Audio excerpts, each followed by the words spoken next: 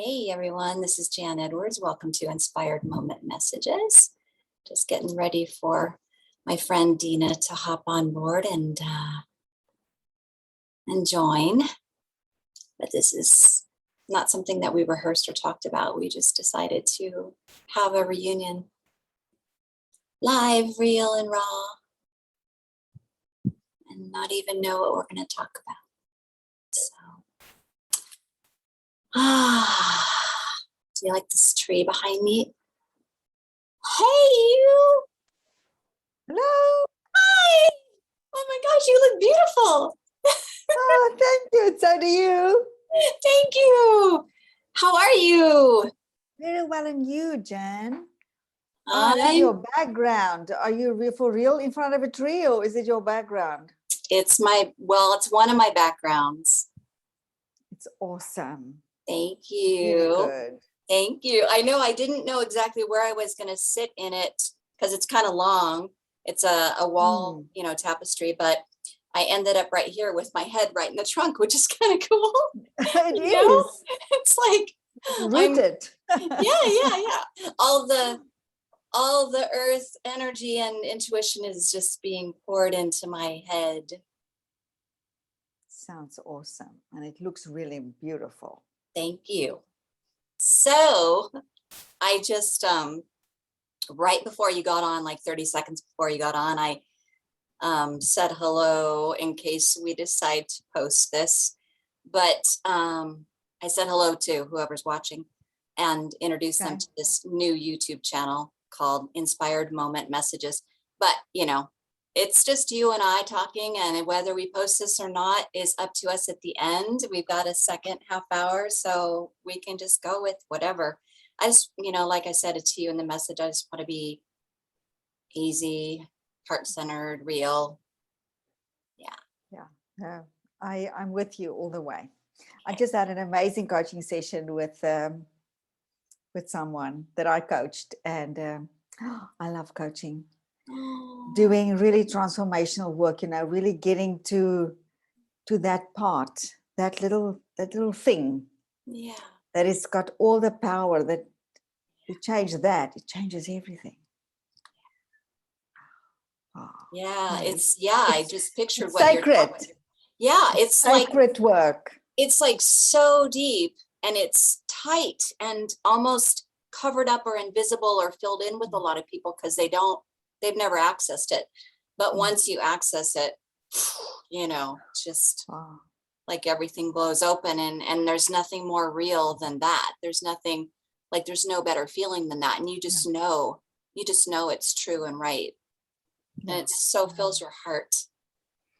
It does. It coaching really energizes me. I know for many coaches, it drains them. But for me, it energizes me. I really love, maybe I'm like a bull terrier, grabbing onto something, but I'm going until we get to the heart of the matter. That thing that changes everything. I love it. That is. Yeah, it's like your wheels. I'm picturing these images when you're talking. It's so funny. I usually don't do that, but it's like almost like the wheels of a train, or the gears when they engage with whatever they're working on or installed in. It's once those are like geared in and moving, the momentum just keeps going, right?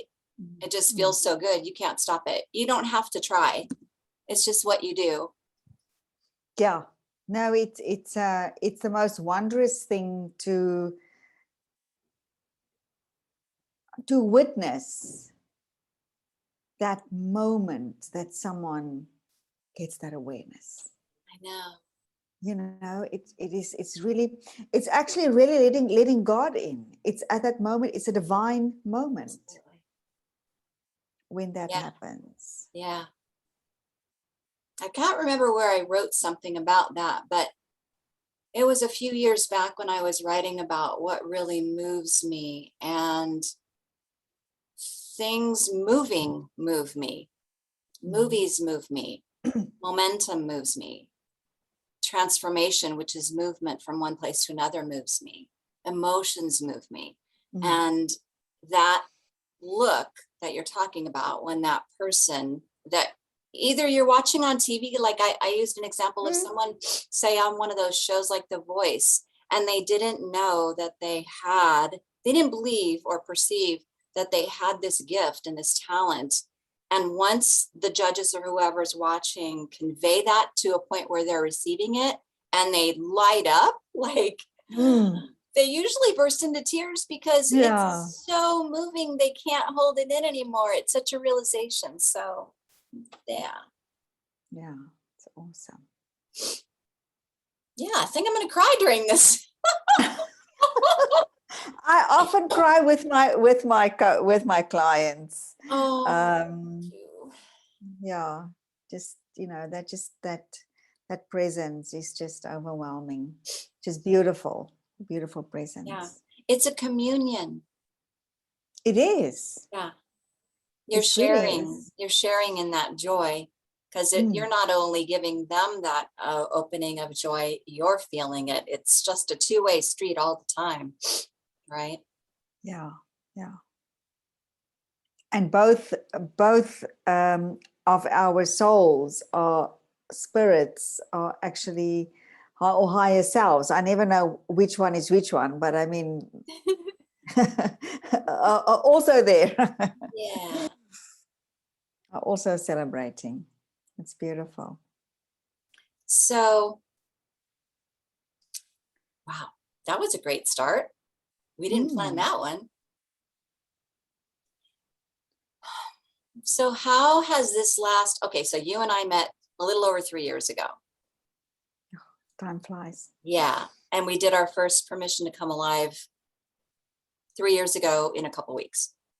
So how has your personal life, you can tie it in with your business if that relates, but how has this past year and a half with what's going on in the world really just affected you and shifted you? And, let's be like super brutally honest and heart-centered.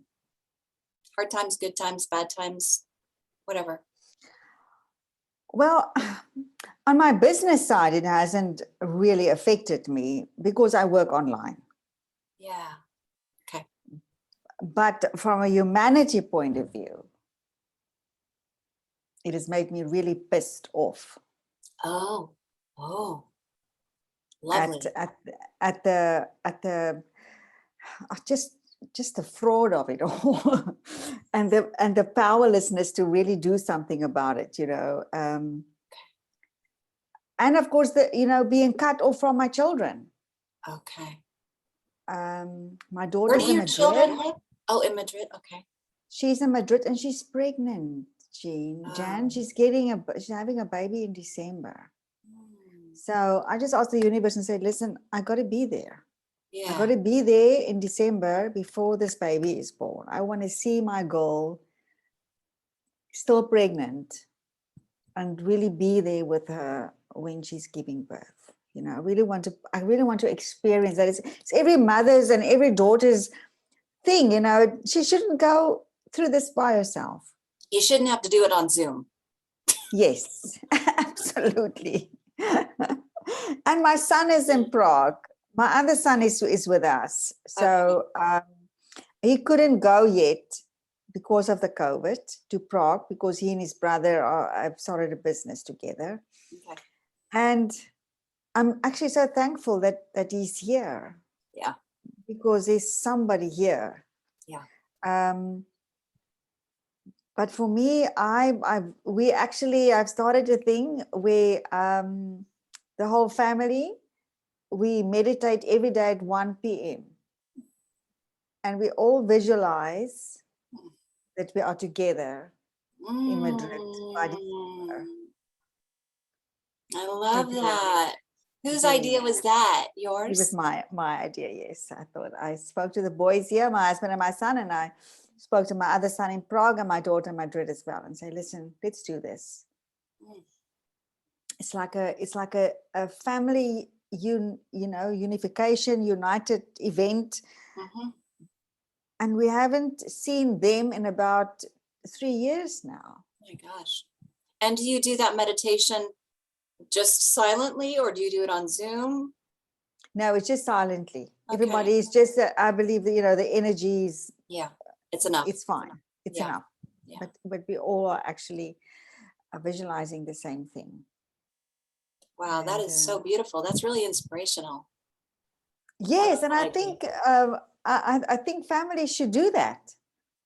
Yeah. Let's visualize us, because I know there are many families that are actually split up like that. In other countries that maybe can't travel or something, is we the only way we're going to beat this thing is with love, Absolutely. with such high vibrations that it just melts everything away. Yep. And Powerful. and I think we should all, what's really awesome, Jan, is for me always, is that we can so easily talk about what we don't want,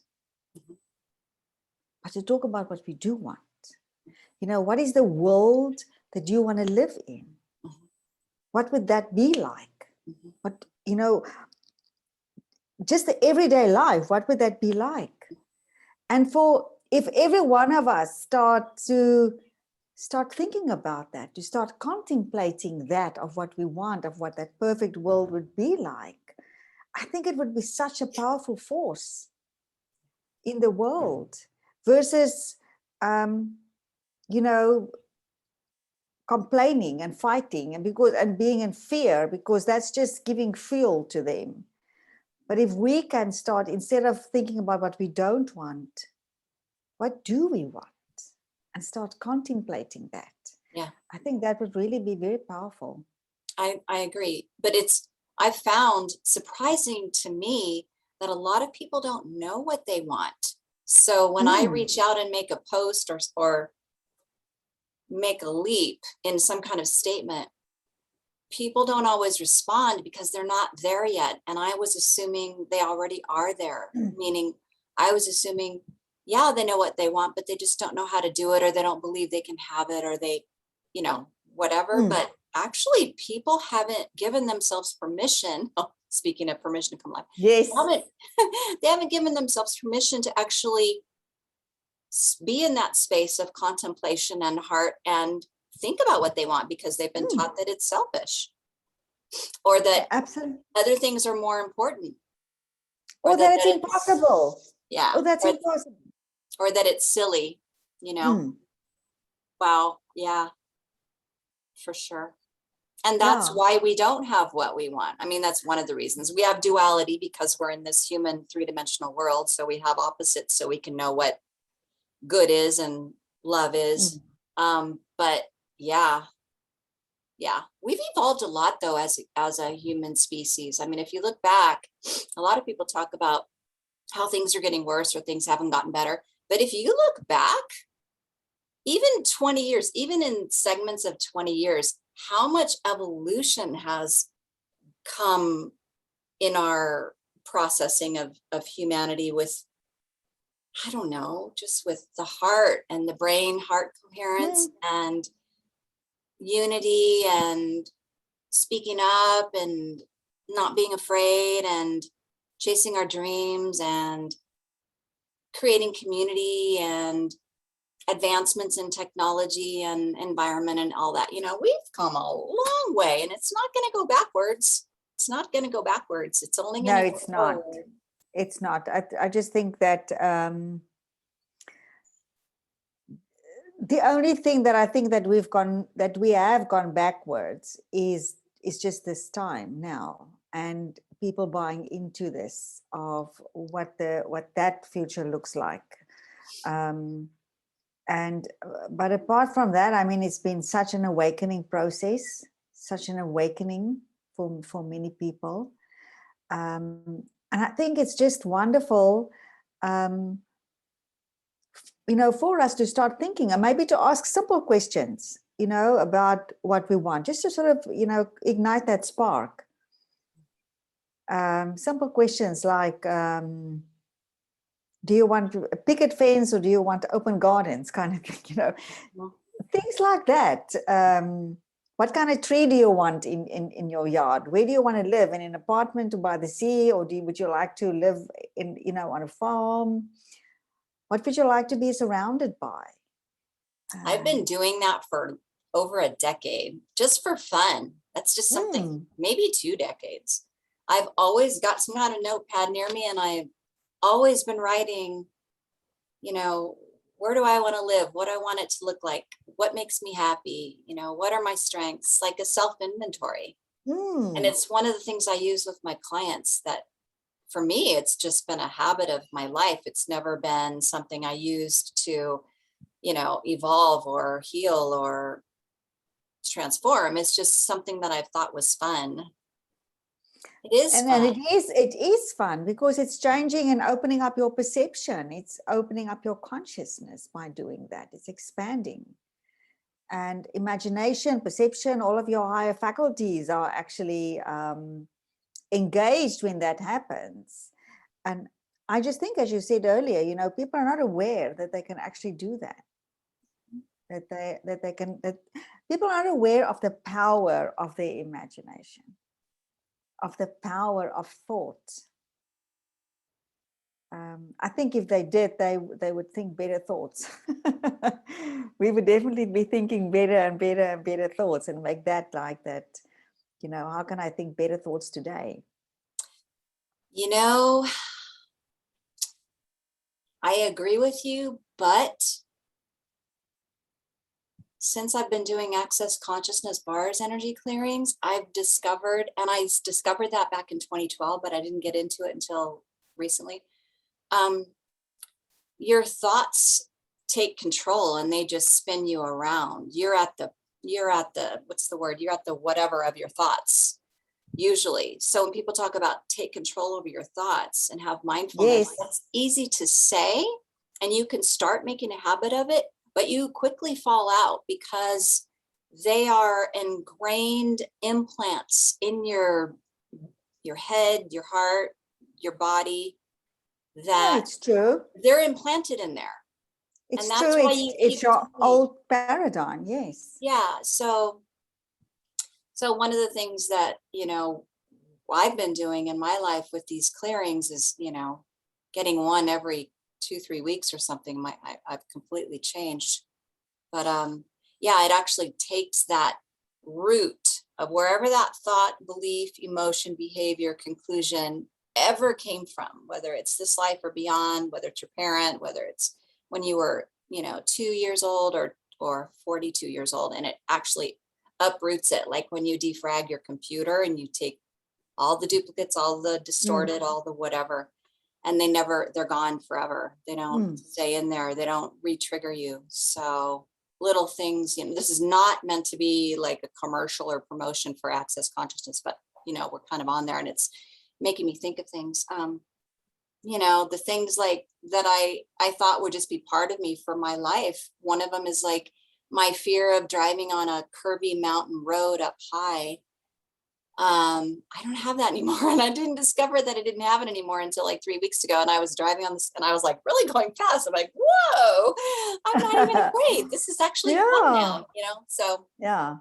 Anyway, the thoughts, if people could think, different thoughts and get a handle of their thoughts. Yeah. But because Look, of the way, it's expanding of consciousness. yeah, Is awareness is your first they're step, and implanted. unless but you can, as you say, you can uproot it, you can change it.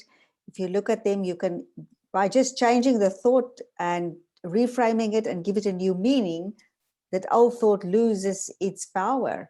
The thing is, when you have made that change, whether you have made that, giving it a new meaning, because emotions means that we feel our meanings, and it's our relationship with the things that trigger us into those emotions that we actually need to change the relationship of the trigger. And that trigger is often connected to a referent experience that is the root cause, that is that little thing that's there, as you say it. And once we locate that, and once we can change the meaning of that, it loses its power. And of course, to give it a new meaning and a new belief or if it's a new principle or something, is to act on it, to actually make it true so that you can have evidence.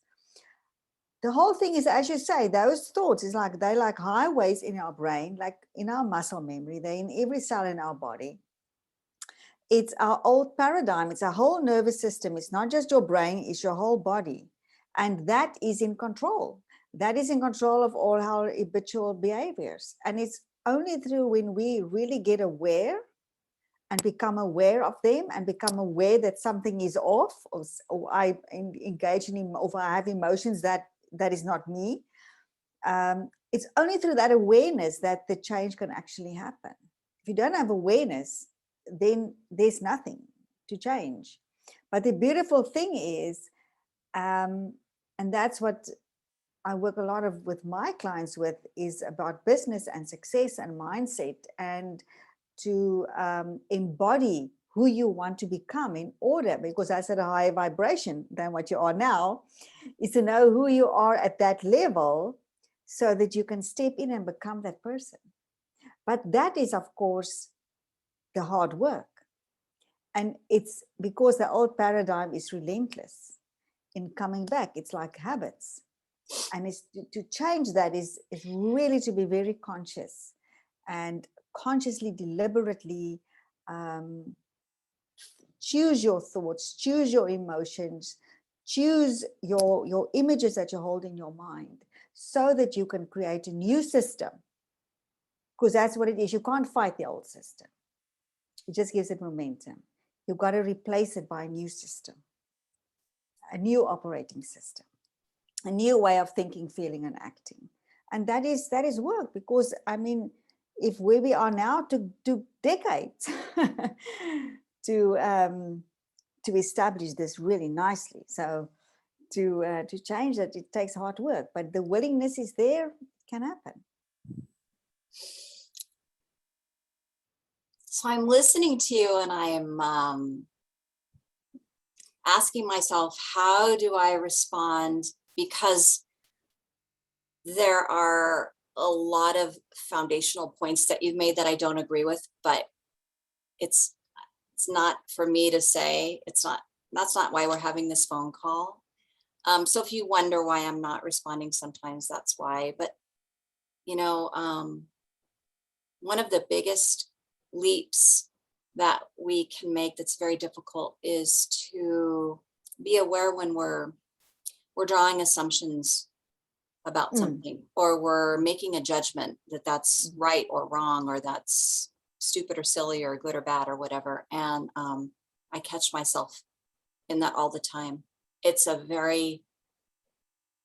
simple to do it, but it's complex because it's one of those patterns that we are all taught from the time we're born to judge, you know, oh, if that person doesn't have shoes, he must be homeless, which means he must be not smart, which means he's lazy. You know, all these things we do.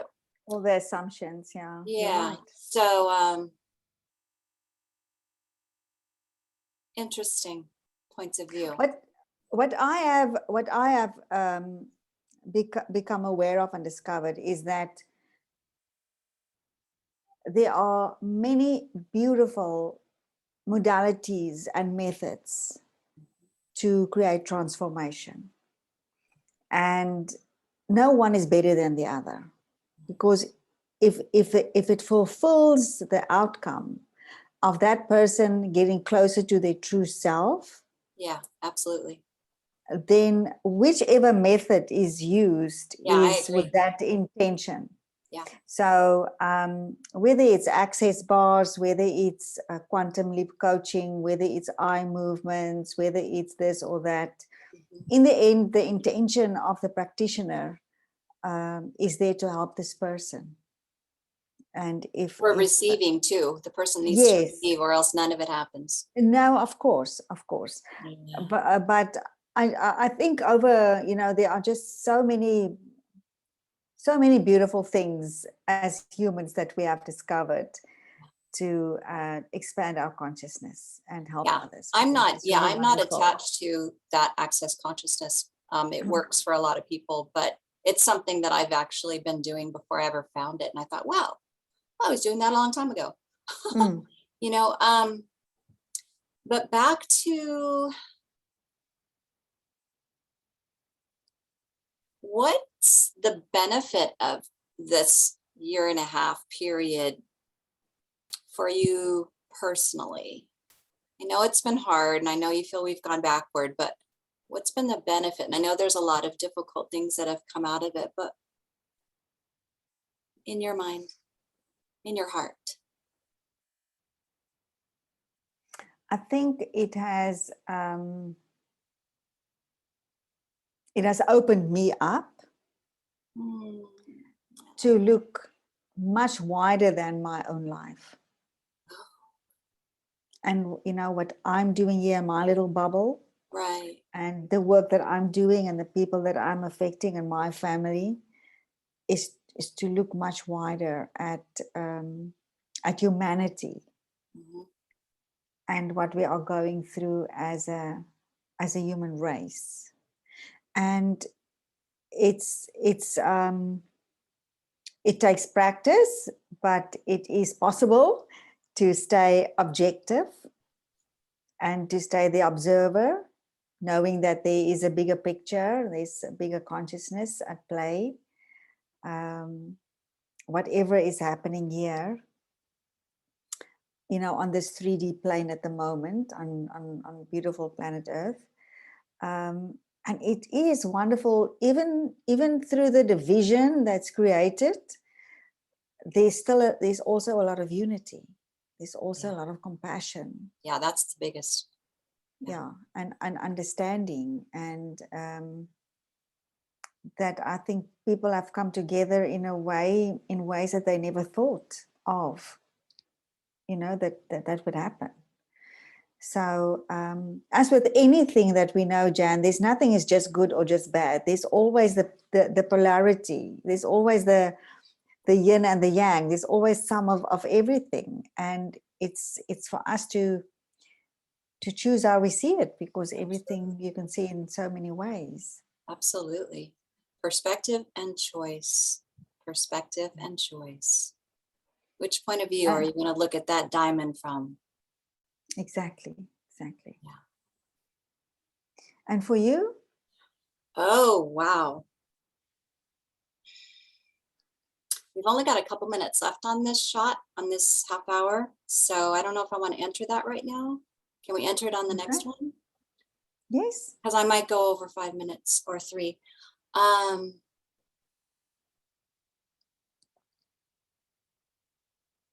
Yeah.